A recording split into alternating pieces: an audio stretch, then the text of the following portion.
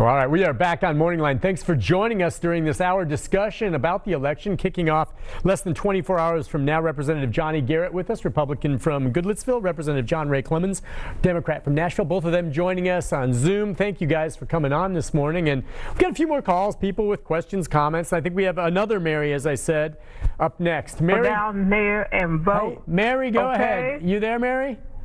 Yeah. She jumped on it right off that. You're on the air. Go ahead, Mary. What are you saying? You want to get everyone out to vote? I want to be able to get a ride down there to vote. I just live up the block, two blocks up from the library, and I want to come down there and be able to vote. And I wish someone could pick me up and bring me down there. Oh, okay. So, yeah, hey, how about that? Now, here's someone who wants to vote, but is in a situation where she may have trouble getting to a polling place, which I know there's a lot of services out there offering to help people. You guys have a couple suggestions for people like this who want to vote but don't have a way to get there? Go ahead, Representative Clemens.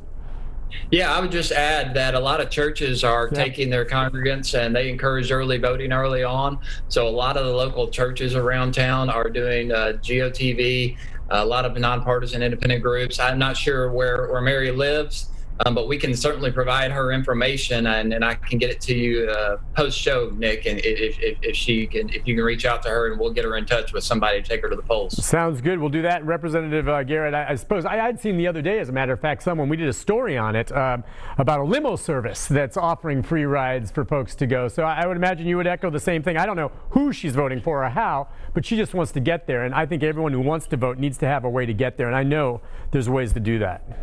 And I would agree. I would say she also could call the election office. If it's Davidson County, call the Davidson County election office and see what they have available, and they can connect her to get her there. So there should be available rides for her tomorrow so she can cast her vote. Yeah, Mary Elena, if you want to get her number just there, here at the station, we can find a way to put her in touch with someone to get her to a polling place, because she wants to vote, and she said she only lives like 2 blocks away, but she may need some assistance. So let's go next to Ron. Ron, good morning. Hi, Ron. Yeah. Go ahead. It's already been shown on TV that they are throwing out people's votes and they're not counting people's votes. So I go back to the gentleman years ago that said, it's not the people that vote that count, it's those that count the vote. And until the press is allowed in there and watch the vote being counted, you can't have an honest election. Well, it's interesting on this, guys. I mean, you have on both parties. You heard Representative Clemens talking about concerns about some ballots not being voted. We've heard the president himself saying he doesn't believe a lot of these things, baseless, frankly, in terms of whether or not there's been evidence of widespread voter fraud by mail in the past, but he throws that out there. So both sides kind of complaining to some degree about this, and I want to know what you think in terms of, one of the great things about this country, one way or the other, is the peaceful transfer of power. Whatever the results are that come in after tomorrow night, whether President Trump wins re-election or Biden takes it, I mean, are you convinced that, whoever loses should accept that verdict? What do you think? You want me to go first? Sure, go ahead. Representative Clemens, I'll go first, so you won't have to this time. So, okay.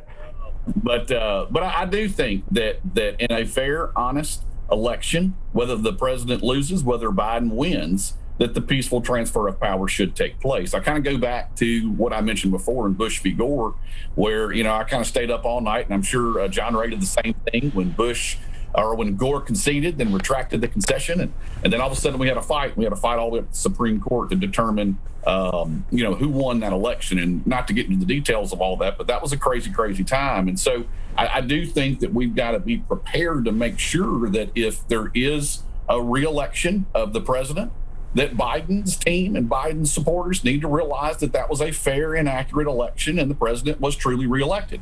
And the same applies to our president. If Biden is re-elected, the Trump supporters need to make sure that it was a fair and accurate election. I know, John Ray, that at least we can agree on that. I think the procedures that we get there are obviously going to be different, just given the recent news of the Supreme Court justice being appointed and there being sort of that conjecture out there about, oh gosh, you got to recuse herself if there's any election contest if it goes that far. But I think there's got to be an overall, not just a majority, but an overall sense that this election both from the president all the way down to your local officials, was an accurate count, reflection of the will of the people that voted in this election. Yeah, and the concern, and I agree, I think most people would, and Representative Clemens, my concern is, be it the winner or the loser, they're going to make the claim that this is something that was not fair simply because they didn't like losing. And they better serve up some real evidence before they make that claim. And that's what bothers me, is claims that maybe have no basis,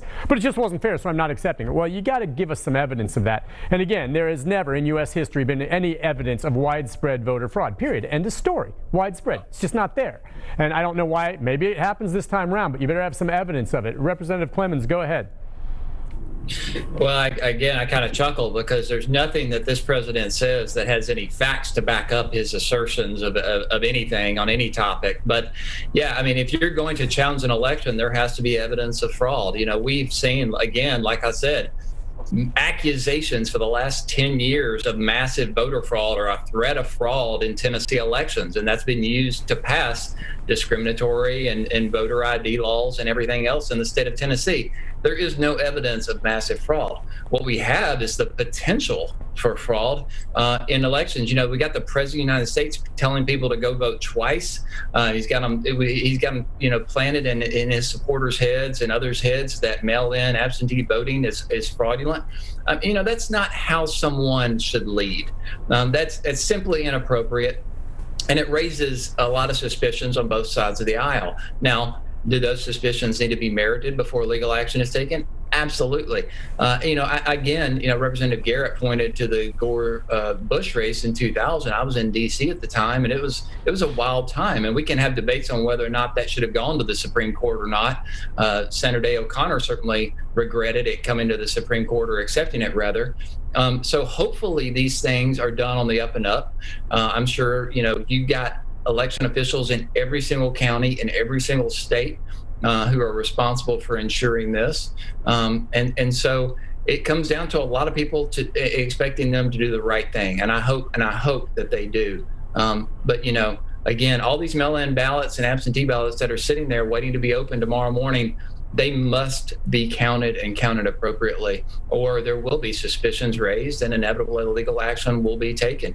I don't have any inkling of hope that we're going to know who the president of the United States is tomorrow night when the polls close.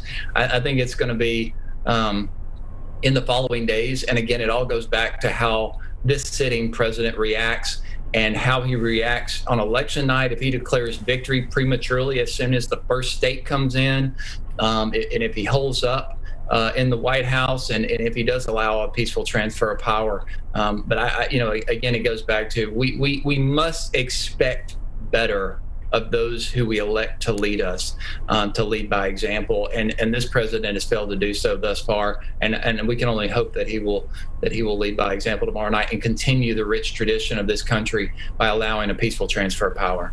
On that note, we'll take a quick break. We'll be back, our final segment with our two guests and a few more phone calls right after this. Stay with us.